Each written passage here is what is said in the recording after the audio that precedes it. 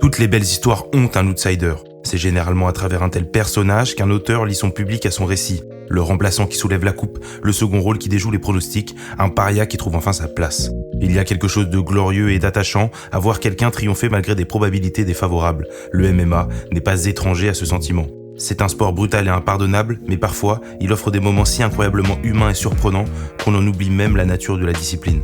L'imprédictibilité est ce qui fait une partie du charme du sport. Vous pouvez avoir toutes les certitudes du monde, il ne suffit que d'un instant pour que tout ce que vous croyez vrai ne le soit plus.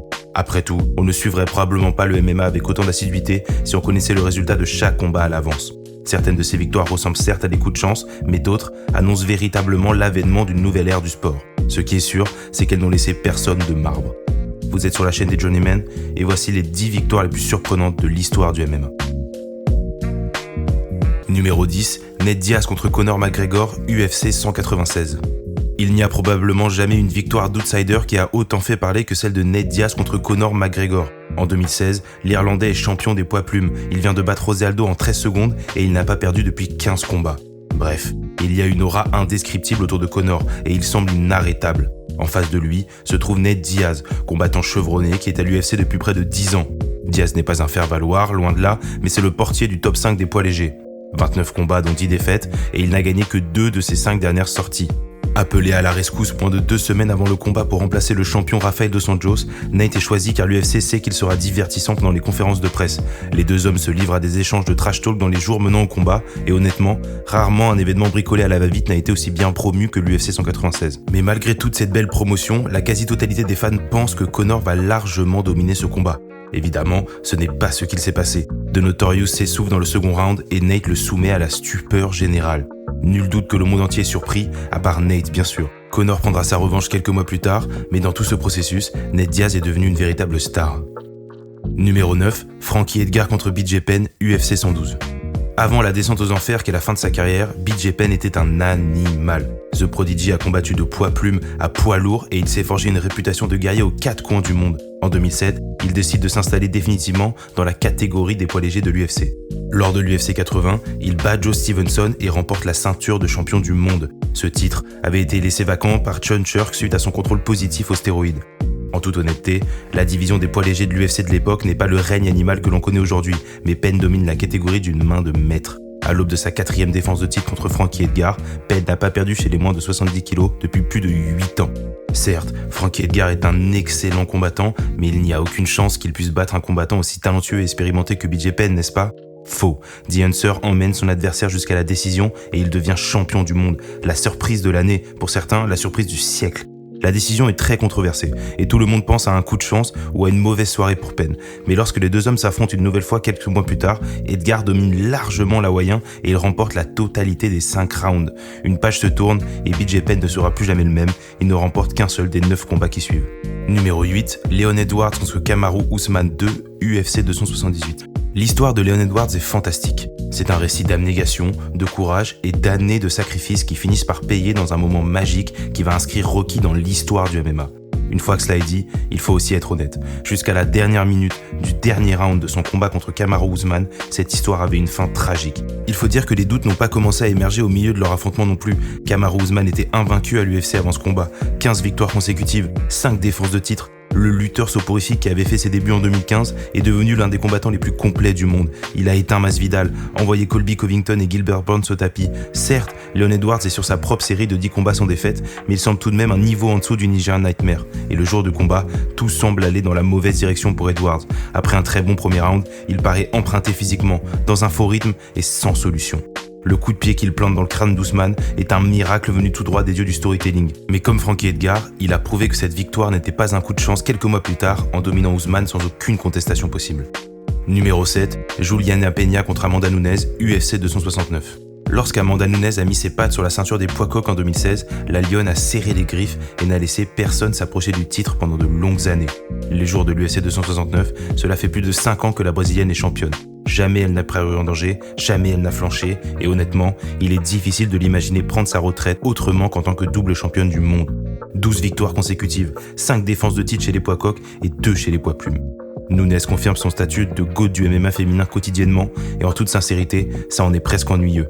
Les deux divisions semblent parfois inutiles et uniquement destinées à remplir le calendrier insoutenable de pay-per-view de l'UFC. Lorsque Juliana Peña est annoncée comme la prochaine challengeuse à la ceinture, personne ne s'attend à grand-chose. Elle alterne victoire et défaite depuis 2016 et semble être désignée comme un sacrifice faute de mieux. Mais le soir de l'UFC 269, Amanda Nunes ne semble pas être dans son état naturel. Elle paraît très lente et Juliana l'entraîne au sol avant de la soumettre par étranglement arrière. La salle est stupéfaite, les commentateurs sont choqués. Du fait de son statut, Nunes obtient évidemment une revanche immédiate quelques mois plus tard et elle domine son adversaire de la tête et des épaules dans le combat principal de l'UFC 277. Même si la brésilienne a fini par prouver que l'UFC 269 n'était qu'un jour sans pour elle, la performance de Peña reste l'une des moins probables de l'histoire du MMA. Numéro 6, Maurice Smith contre Mark Coleman, UFC 14. Dans une ère dominée par les lutteurs, Mark Coleman est le boss final du MMA mondial. Il remporte le tournoi de l'UFC 10, le tournoi de l'UFC 11 et devient le champion inaugural des poids lourds de l'UFC en battant Dan Severn.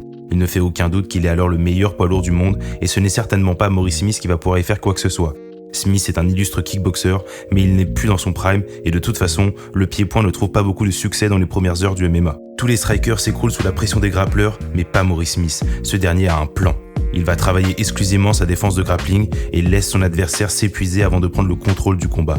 Malgré quelques situations délicates, il est bien plus frais que son adversaire lors des 2 rounds d'overtime et il prend le contrôle de l'affrontement pour récolter une victoire par décision unanime. C'est le premier gros upset de l'histoire du MMA dans ce qui a été élu comme le meilleur combat de l'année 1997. Numéro 5, TJ Dillashaw contre Renan Barão, UFC 173. Je ne pense pas qu'il y ait beaucoup de combattants d'aussi haut niveau que Renan Barão qui ont été autant éclipsés par le temps. La réputation du Brésilien n'est absolument pas à la hauteur de ses incroyables accomplissements. De 2005 à 2014, Barão enchaîne 32 combats sans connaître la défaite. Certaines de ses sorties n'étaient pas franchement contre le haut du panier, mais 7 de ses affrontements ont lieu à l'UFC et 4 d'entre eux sont des combats impliquant une ceinture.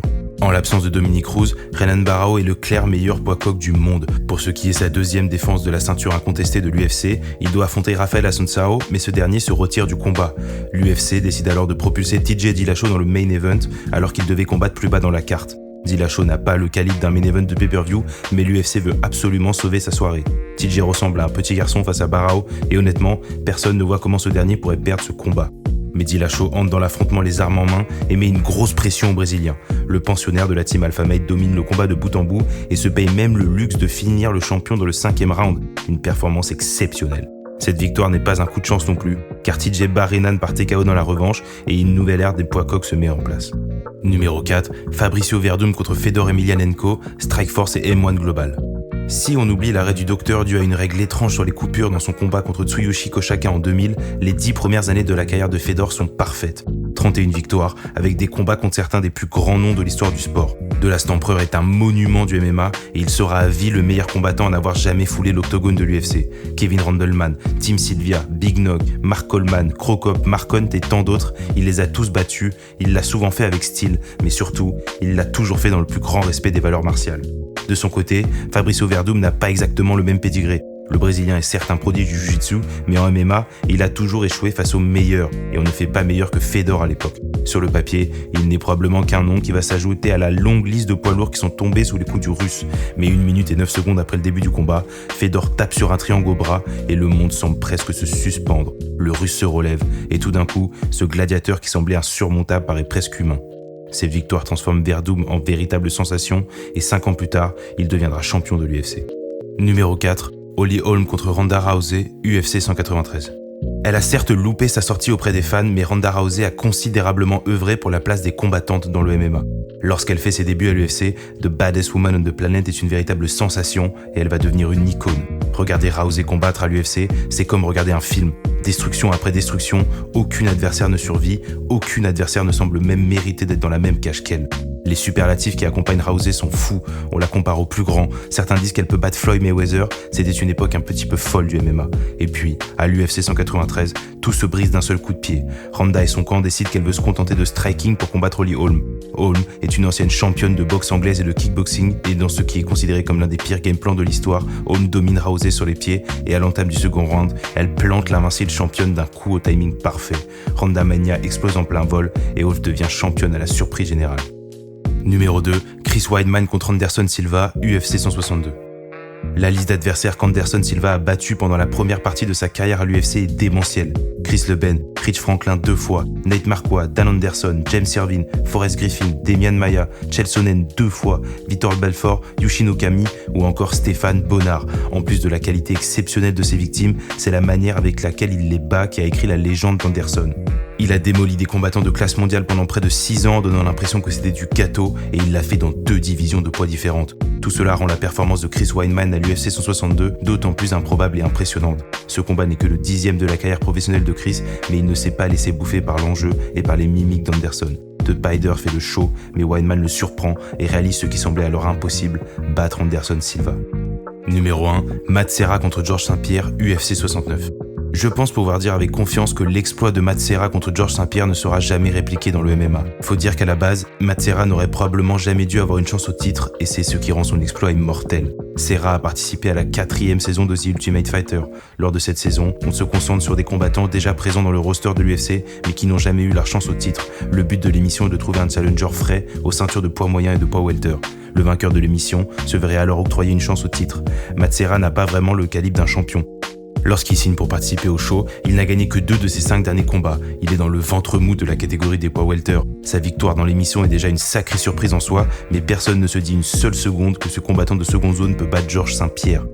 Il faut dire que le Canadien vient de battre Matt Hughes et semble prêt à entamer un long et fructueux règne. Sur le papier, Serra et lui sont sur 2 planètes très différentes, mais 3 minutes après le début du combat, Matt le touche avec un gros crochet du droit et fait tomber le champion du monde. Il enchaîne les coups, forçant Herb Dean à arrêter le combat et à le déclarer vainqueur. Matt perdra le titre dans la revanche 1 an plus tard, mais aussi chanceuse puisse sembler sa victoire initiale, personne ne pourra jamais lui enlever qu'il a un jour été champion du monde. Merci d'avoir suivi la vidéo jusqu'au bout, n'hésitez pas à me donner votre avis en commentaire, n'hésitez pas à liker et à vous abonner si jamais ça vous a plu, et on se voit une prochaine fois.